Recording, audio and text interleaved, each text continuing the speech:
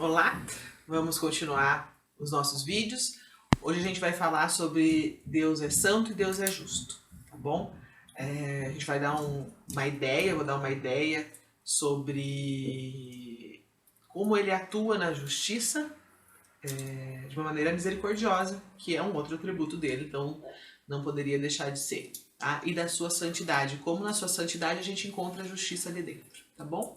Mas antes da gente começar a falar, vou pedir para vocês, como sempre, para a gente fazer a nossa oração.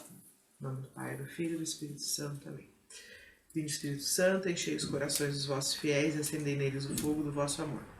Enviai o vosso Espírito, tudo será criado e renovareis a face da terra. Oremos.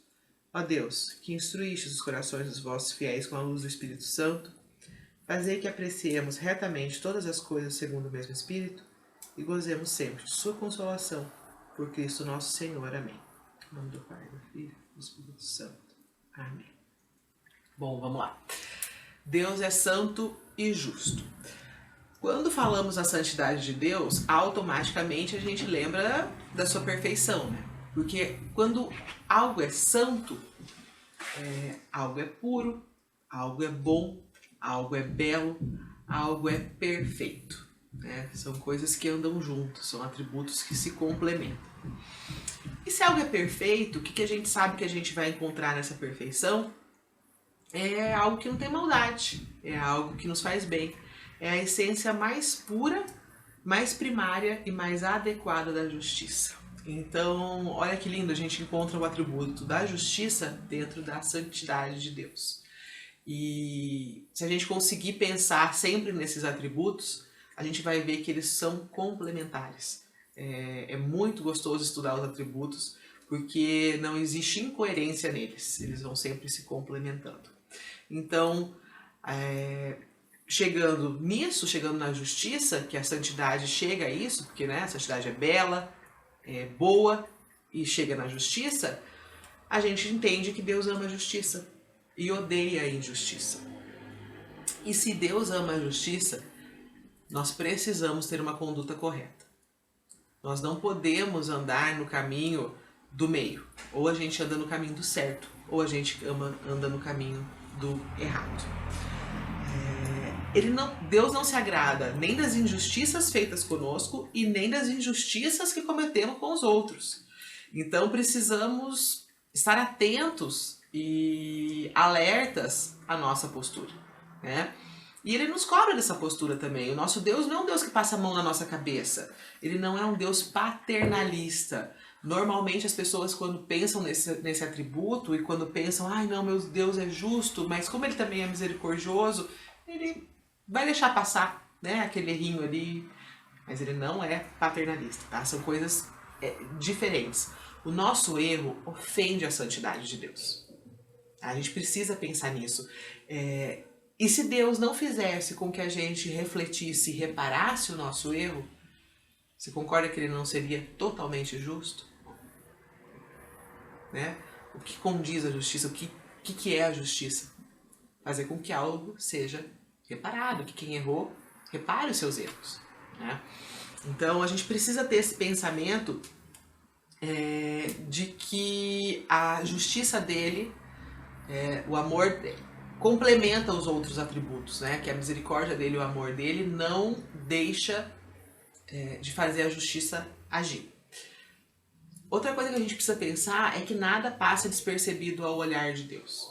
A gente mesmo reza isso, a gente mesmo ora quando a gente fala, está sentado à direita de Deus Pai Todo-Poderoso, de onde há de vir a julgar os vivos e os mortos.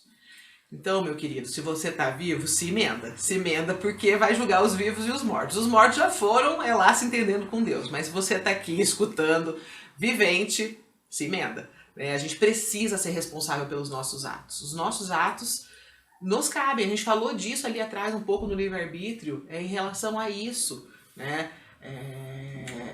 Eu tomo uma atitude dentro do meu livre-arbítrio e eu tenho livre-arbítrio porque Deus me ama e me respeita. A consequência, eu também sou responsável por ela. Tá? E é a mesma coisa que a gente faz para os nossos filhos. Quando nossos filhos erram, né? Meu filho errou. teve uma atitude errada. Primeira coisa, assuma o seu erro. Entenda o que a sua atitude causou e a quem ofendeu. A consequência da sua atitude, o desdobramento que ela teve. Né? Vai lá, se desculpe com quem foi prejudicado e corrija o seu erro. Né? Além de tudo isso, não volte a cometê-lo. Vá e não peques mais.